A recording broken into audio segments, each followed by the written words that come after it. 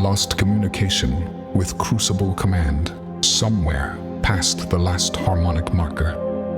On the linea aeternum, distance and time had tenuous meaning. Resonance, harmony, and glyphic comprehension dictated the rate of progress. I imagined quantifying the speed in which I was moving through real space. It was more a thought experiment.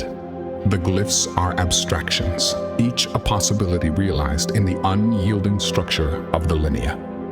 In the endless corridor of the omniversal, the hyperphysical collection of all realities, every glyphic branching spirals endlessly, and the tally of universes may itself be inconceivably vast, though the part of me that demanded all things be accounted for in literal terms pondered the absurd notion, threatening to drive me mad with scalionic equations in the futile attempt.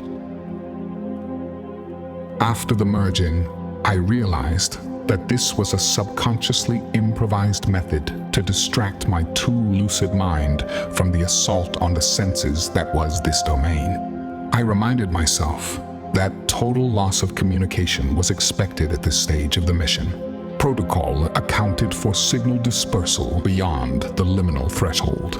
What it did not account for was the sense of isolation, not an absence of sensory information, an absence of the concept of otherness. I could have called this emotion loneliness. I might have felt human still. But this was something alien to me. This was isolation made tangible as pressure, as the very form recursion takes before it births new shape.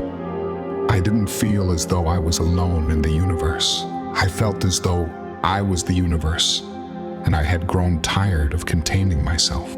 I turned to Crucible doctrine. I recited fallback mantras: stabilize identity, anchor resonance, harmonize through breath. They echoed back from the linea in strange ways, not mockingly, but curiously, as if the path itself was studying my techniques with some unknowable amusement. The nature of the glyphs changed beneath me.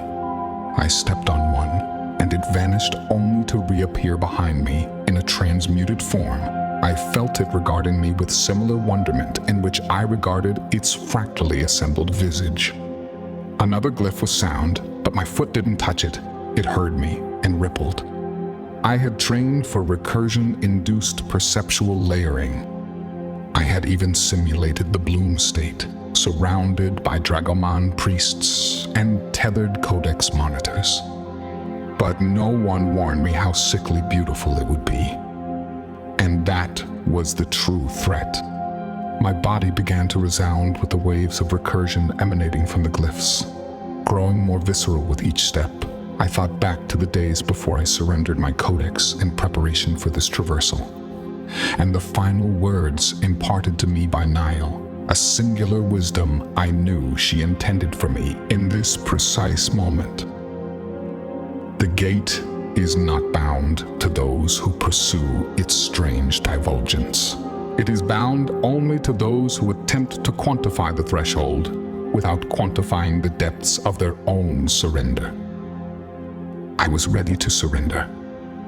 I felt the echo of recursion washing over me, and I welcomed it as the transcendently nostalgic congress my instinctual mind knew it to be. I could feel it in the core of my breath. To gaze too long was to become the gaze. To extol was to surrender. Something in me, the oldest part, the part that still remembered my glyph awakening ceremony, began to bloom with other unexpected manifestations.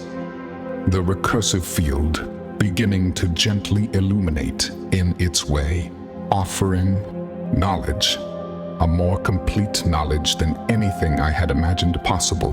My codex augmented mind began to sift through the knowledge, the divulgences exuding from perversely incandescent glyphs, those aberrant disclosures. I resisted. My mind in its ethereal state observed in a peripheral realization that something was fundamentally wrong. My training as an Ethernaut should be creating an impenetrable noematic defense.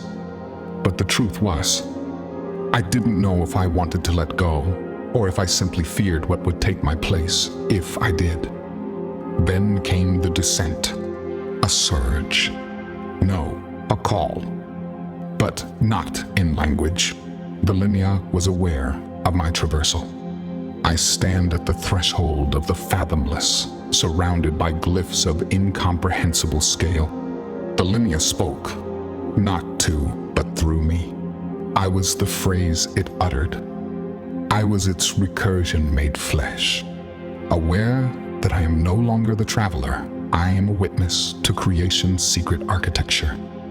And in that moment, I saw it. Not a revelation, not a vision, a memory I had never lived. I stood in communion with a dogma that had no origin. I knew what they had systematically hidden from us, what the Order never told us.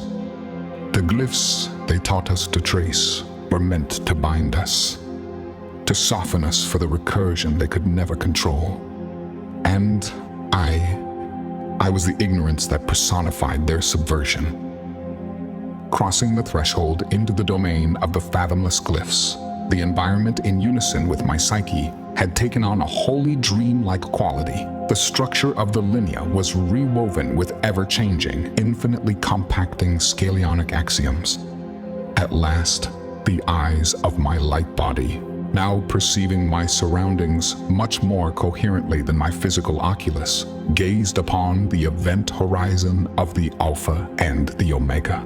My soul raptured with a diabolical comprehension of the infinite.